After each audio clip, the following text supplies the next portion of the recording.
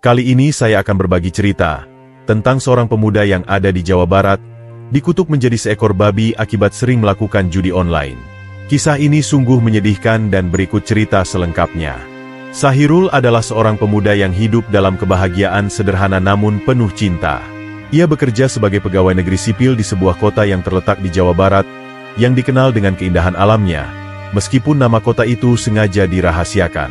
Setiap hari, Sahirul menjalani rutinitas dengan penuh semangat, berangkat ke kantor untuk bekerja, lalu kembali ke rumah untuk menghabiskan waktu bersama istrinya, Siti, yang merupakan wanita yang sangat solehah, serta anak perempuan mereka, Aisyah. Aisyah, meskipun masih kecil, sudah menunjukkan kecerdasan yang luar biasa, dan menjadi kebanggaan kedua orang tuanya. Rumah mereka yang sederhana, namun nyaman, menjadi tempat yang penuh dengan kehangatan dan kebahagiaan. Sahirul selalu berusaha keras memberikan yang terbaik untuk keluarganya, meskipun gajinya sebagai PNS tidaklah besar. Meski demikian, mereka selalu cukup, dan yang lebih penting, keluarga mereka dipenuhi dengan kasih sayang dan kebersamaan. Kehidupan mereka tampak sempurna, seakan tidak ada masalah yang dapat merusak keharmonisan mereka. Sahirul sangat mencintai istrinya, Siti, dan mereka selalu berbagi suka dan duka bersama. Meskipun hidup mereka tidak mewah, Sahirul merasa puas dan bahagia dengan apa yang mereka miliki. Siti, yang sangat mendukung suaminya, selalu menjaga rumah dan merawat Aisyah dengan penuh kasih. Mereka menjalani kehidupan yang penuh dengan kebahagiaan kecil, seperti menikmati makan malam bersama, mengobrol di malam hari, atau berjalan-jalan di sekitar kota yang tenang. Sahirul merasa bahwa keluarga adalah segalanya, dan ia selalu berusaha untuk tidak mengecewakan mereka. Namun, hidup mereka mulai berubah ketika Sahirul terjerumus ke dalam kecanduan judi online. Awalnya, ia hanya bermain untuk mengisi waktu luang, sekadar iseng mengikuti teman-temannya yang sudah lebih dulu terlibat dalam permainan itu. Namun, semakin lama, judi online mulai menguasai pikirannya. Sahirul merasa seolah-olah permainan itu memberi janji akan kekayaan instan yang bisa menyelesaikan masalah finansial mereka. Gaji bulanan yang seharusnya digunakan untuk memenuhi kebutuhan keluarga dan merawat rumah tangga, perlahan-lahan habis begitu saja untuk berjudi. Setiap kali kalah, ia berjanji pada dirinya sendiri untuk tidak bermain lagi, namun godaan permainan itu semakin kuat. Waktu yang sebelumnya digunakan untuk bekerja dan berinteraksi dengan keluarganya, kini lebih banyak dihabiskan di depan layar komputer atau ponsel, bermain berjudi tanpa henti. Sahirul semakin terjebak dalam lingkaran setan kecanduan, dan hal ini mulai menggerogoti kehidupannya. Akibat kecanduan ini, hubungan Sahirul dengan istrinya, Siti, mulai retak. Siti yang awalnya selalu mendukung dan setia menemani, kini merasa kesepian dan terabaikan. Ia seringkali menanyakan mengapa Sahirul tidak lagi memberikan nafkah yang cukup, atau bahkan tidak meluangkan waktu untuk keluarga mereka. Sahirul yang semakin larut dalam dunia judi mulai menjawab dengan kasar dan mengabaikan perasaan istrinya. Setiap kali Siti meminta penjelasan, ia merasa tidak ada waktu atau energi untuk membicarakan masalah tersebut. Sahirul merasa putus asa, namun pada saat yang sama, ia tidak mampu melepaskan dirinya dari kecanduan itu. Akibatnya, utang-utangnya mulai menumpuk. Gaji yang diterimanya tidak cukup lagi untuk memenuhi kebutuhan dasar keluarga, apalagi untuk membayar cicilan atau utang ke bank dan rentenir. Dalam keputusasaan, Sahirul semakin terisolasi dari keluarganya, dan rumah yang dulunya penuh kebahagiaan, kini dipenuhi dengan ketegangan dan kekosongan emosional. Karena kecanduan judi yang semakin parah, utang-utangnya pun kian menumpuk. Sahirul yang merasa terdesak mulai menggadaikan rumah dan mobil mereka untuk menutupi kerugian dari perjudian. Semua aset yang dulunya mereka banggakan, rumah yang indah, mobil mewah, dan barang-barang berharga, harus dilepas satu persatu. Setiap kali ia berusaha untuk melunasi utang, selalu ada utang baru yang datang, menambah beban yang sudah sangat berat. Keputusan Sahirul untuk meminjam uang dari rentenir dengan bunga yang sangat tinggi, hanya memperburuk keadaan. Semakin lama, ia semakin tenggelam dalam jeratan utang yang tak berujung. Rumah mereka yang dulu nyaman dan indah, yang penuh dengan kenangan bahagia, kini harus digantikan dengan gubuk kecil yang sederhana di pinggiran kota. Tempat yang sempit dan suram ini menjadi saksi betapa rendahnya kehidupan mereka saat itu, jauh dari kemewahan yang pernah mereka nikmati. Siti, sang istri yang sabar, meskipun hancur hatinya melihat kehidupan yang hancur berantakan, tetap setia menemani Sahirul. Ia mulai berjualan makanan keliling, berusaha menghidupi keluarganya dengan cara apapun yang bisa ia lakukan. Setiap pagi, Siti bangun lebih awal, memasak dan menyiapkan makanan untuk dijual di pasar atau keliling ke rumah-rumah. Meski tubuhnya mulai lelah, hatinya tidak pernah goyah untuk tetap berjuang demi suaminya dan anak mereka, Aisyah. Dalam setiap langkah yang diambilnya, Siti selalu berharap ada perubahan yang lebih baik, bahwa suatu saat nanti kehidupan mereka bisa kembali seperti semula. Namun, semakin lama, semakin ia menyadari bahwa berharap tanpa ada perubahan yang nyata hanya menambah rasa frustrasi. Siti terus berdoa agar Allah memberikan petunjuk dan jalan keluar bagi keluarganya. Tetapi Sahirul semakin tenggelam dalam kecanduan judi dan utang yang membuatnya semakin jauh dari keluarga dan kehidupannya yang dulu. Setiap hari, teror dari para rentenir datang mengancam keluarga Sahirul. Mereka tak henti-hentinya mengirimkan surat tagihan, menelepon, bahkan datang langsung ke rumah dengan sikap kasar, menuntut pembayaran yang semakin menumpuk. Sahirul yang merasa tertekan, merasa semakin kehilangan akal sehat. Ia berpikir satu-satunya jalan keluar adalah dengan mencari pinjaman lebih banyak, berharap bisa mendapatkan uang cepat untuk melunasi semua utang. Namun, setiap kali ia mendapatkan pinjaman baru, ia justru terjebak lebih dalam lingkaran utang yang tak ada habisnya. Sahirul semakin tenggelam dalam kebohongan, berusaha menutupi kekurangan dengan meminjam lebih banyak uang. Padahal itu hanya membuat masalahnya semakin besar. Dalam kepanikan dan kebingungannya, ia semakin larut dalam judi online, berharap keberuntungan akan datang dan mengubah nasibnya. Namun, kenyataannya adalah ia semakin kehilangan segalanya. Keuangan, keharmonisan keluarga, bahkan harga dirinya. Siti yang semakin khawatir melihat suaminya yang terus-menerus menghabiskan waktu bermain judi online, merasa semakin tertekan dan frustasi. Ia melihat Sahirul yang dulu penuh perhatian, kini berubah menjadi sosok yang acuh tak acuh, bahkan egois. Suaminya yang dulu penuh semangat dan penuh harapan kini tampak terpuruk dalam kegilaan judi, tak lagi peduli dengan keadaan keluarganya. Setiap kali Siti berbicara, Sahirul hanya akan mendengus atau bahkan tidak merespons sama sekali. Kesejahteraan Aisyah, anak mereka yang kini semakin sulit untuk dibiayai, semakin mengganggu pikiran Siti. Namun meskipun semua keadaan semakin sulit, Siti tetap berusaha untuk tidak menyerah. Ia terus berjualan keliling, mencari cara untuk bertahan hidup, sambil berharap ada perubahan dalam diri Sahirul. Ia percaya bahwa Allah akan memberikan petunjuk dan jalan keluar, meskipun harapan itu semakin menipis seiring dengan semakin dalamnya kehancuran hidup mereka. Setiap malam, Siti hanya bisa menangis di sudut kamarnya, memohon agar Sahirul sadar dan kembali menjadi suami dan ayah yang baik. Suatu hari, di tengah keputusasaan dan terhimpitnya utang yang semakin menumpuk, Sahirul mendengar sebuah rumor yang beredar di desanya. Konon, ada sebuah gunung terkenal di Jawa Barat yang diakini memiliki kekuatan gaib, yang dapat memberikan kekayaan secara instan kepada siapa saja yang datang dan melakukan perjanjian dengan seorang dukun yang tinggal di sana.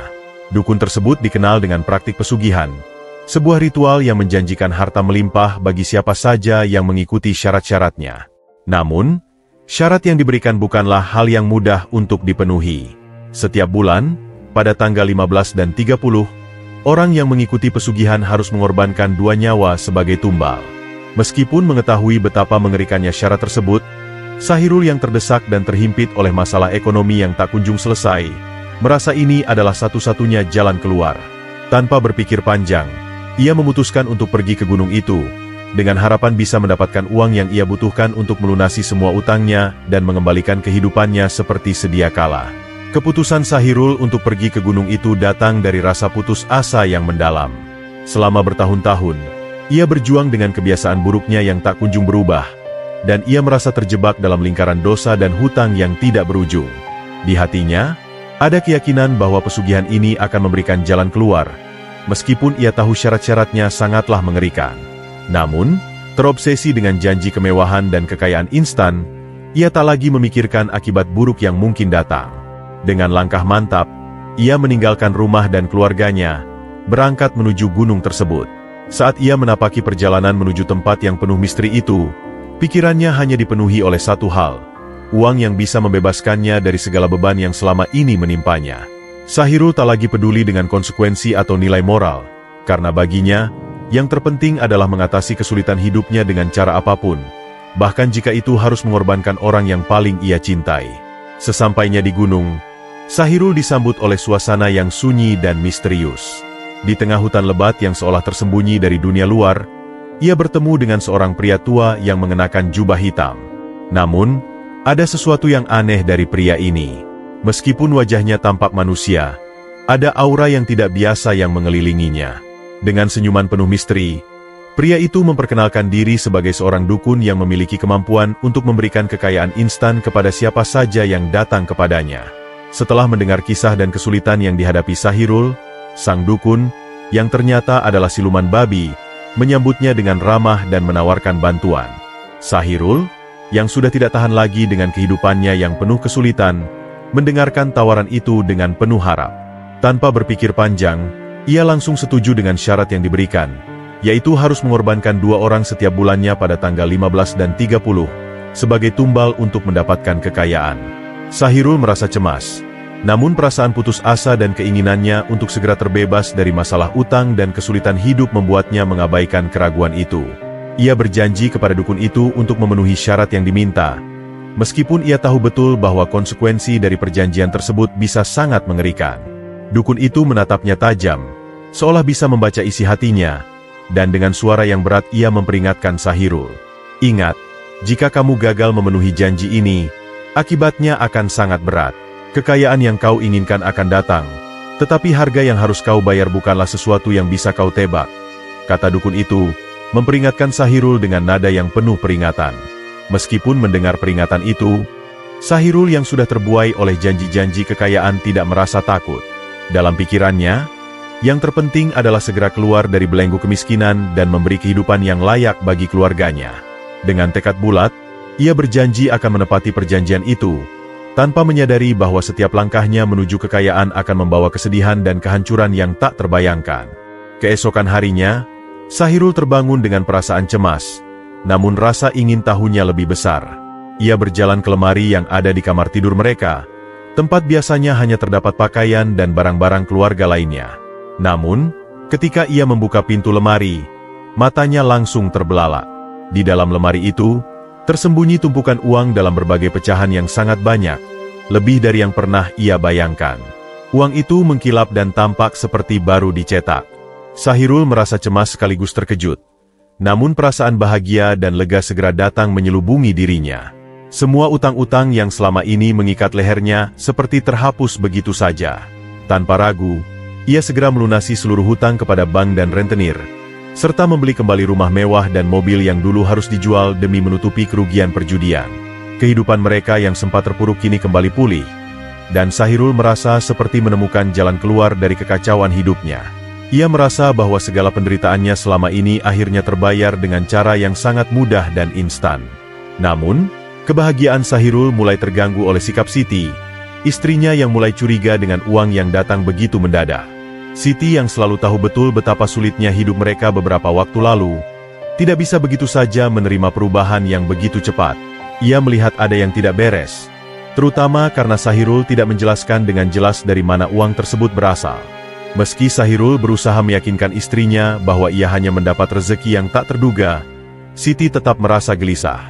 Ada kekhawatiran yang tumbuh dalam dirinya, karena meskipun mereka kini hidup dalam kemewahan, Siti merasa bahwa kebahagiaan mereka terlalu mudah diraih. Dalam hatinya, Siti merasa ada yang aneh. Ada sesuatu yang gelap yang tersembunyi di balik kebahagiaan palsu ini. Ia mulai berdoa dan memohon kepada Tuhan agar diberikan petunjuk dan perlindungan, merasa bahwa ada bahaya yang mengintai meskipun Sahirul tak mau mendengarkan peringatannya.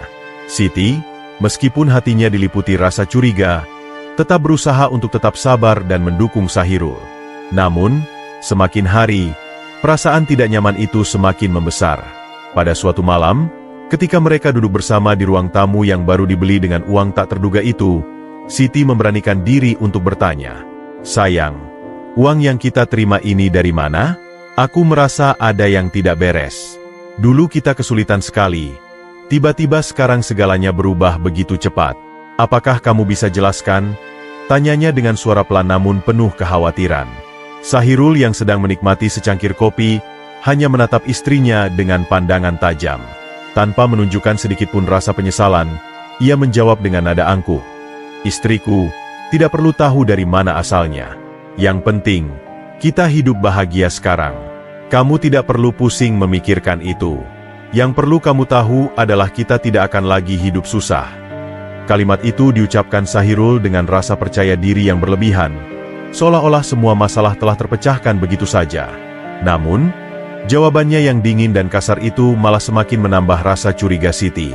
Siti merasa hatinya semakin berat dengan penjelasan yang tidak memuaskan itu. Ia merasa seolah Sahirul sudah berubah menjadi orang yang berbeda. Dulu, meski gaji mereka pas-pasan, hidup mereka penuh dengan kebersamaan dan kasih sayang. Namun, sekarang, ada jarak yang tak terucapkan di antara mereka. Siti merasa seperti ada rahasia besar yang disembunyikan dari dirinya. Ia mulai merenung, apakah semua perubahan ini ada kaitannya dengan peristiwa-peristiwa yang terjadi belakangan ini. Namun, meski hatinya penuh dengan kecemasan, Siti tidak berani untuk menyelidiki lebih jauh. Ia hanya bisa berharap bahwa kekhawatiran yang ia rasakan hanyalah perasaan yang berlebihan. Namun, jauh di dalam hatinya, Siti tahu bahwa ada sesuatu yang kelam sedang menghampiri mereka, dan ia tidak tahu bagaimana cara menghadapinya. Pada malam 15, dengan perasaan yang sangat berat, Sahirul kembali pergi ke gunung untuk memenuhi janjinya. Ia tahu bahwa ia tidak bisa mundur, meskipun hatinya penuh dengan penyesalan. Kali ini, ia membawa sehelai rambut anaknya, Aisyah, sebagai tumbal pertama yang harus ia berikan sesuai dengan perjanjian dengan dukun siluman babi. Sahirul merasa jiwanya terperangkap dalam janji mengerikan itu, namun dorongan untuk mendapatkan kekayaan instan begitu kuat, dan ia berpikir bahwa ini adalah jalan terakhirnya. Di dalam hatinya, ada perasaan tercabik-cabik antara cinta kepada anaknya dan dorongan keinginan untuk bebas dari hutang. Dengan penuh ketakutan dan rasa bersalah, ia menyerahkan rambut Aisyah kepada dukun itu, berharap semuanya bisa segera selesai dan ia dapat kembali ke kehidupannya yang lebih baik. Keesokan harinya, dunia Sahirul runtuh ketika mendengar kabar bahwa Aisyah ditemukan meninggal dengan luka memar di lehernya. Sahirul merasa seolah-olah seluruh dunia berhenti berputar. Ia melihat istrinya, Siti, yang terjatuh dalam kesedihan yang mendalam, menjerit memanggil-manggil nama anaknya. Siti menangis tanpa henti, namun Sahirul hanya bisa berpura-pura bersedih. Ia menghibur Siti dengan kata-kata yang penuh kepura-puraan. Kita harus ikhlas, sayang. Ini sudah takdir. Di dalam hatinya, Sahirul merasa lega karena ia berhasil memenuhi syarat pertama dari perjanjian pesugihan itu. Namun, rasa lega itu datang dengan harga yang tak terbayangkan. Ia merasa kehilangan bagian dari dirinya, namun keserakahan dan ketakutannya untuk kehilangan kekayaan yang baru diperoleh mengalahkan semua rasa penyesalan itu. Siti yang tak tahu apa-apa, hanya bisa menangis dan meratapi kehilangan yang begitu mendalam. Sahirul, di sisi lain, terperangkap dalam dilema besar. Ia telah memberikan tumbal pertama, tetapi harga yang harus dibayar untuk kekayaan itu terasa semakin mengerikan. Setelah kematian Aisyah, kehidupan Sahirul berubah drastis. Kekayaan yang datang begitu cepat membuatnya semakin jauh dari keluarga dan Tuhan. Meskipun uang terus mengalir deras ke dalam rekeningnya, ia merasa ada kehampaan yang semakin membesar dalam dirinya. Kehidupan yang dulu penuh kasih sayang kini terasa kosong, dan ia tidak lagi merasa dekat dengan istrinya, Siti. Setiap kali Siti melakukan kesalahan kecil, meskipun sepele, Sahirul akan meluapkan amarahnya. Ia tak segan-segan mengeluarkan kata-kata kasar, memarahi Siti dengan cara yang tidak pernah ia lakukan sebelumnya. Siti yang dulu sangat ia cintai kini hanya dianggap sebagai beban. Sahirul merasa bahwa dirinya lebih besar, lebih kuat, dan lebih penting daripada siapapun. Kebanggaan akan kekayaannya semakin menguasai dirinya, dan ia merasa semakin terasing dari istrinya yang tak mampu mengerti perubahan besar yang terjadi pada dirinya. Siti, meskipun sering disakiti oleh suaminya, tetap sabar dan berusaha untuk tidak menyerah. Setiap malam, ia berdoa di atas sejadah, memohon kepada Allah agar memberikan hidayah kepada suaminya yang kini semakin jauh dari jalan yang benar. Ia merasa sangat sedih melihat perubahan pada Sahirul, yang dulu begitu penuh kasih dan perhatian, namun kini telah berubah menjadi sosok yang kejam dan penuh kebanggaan.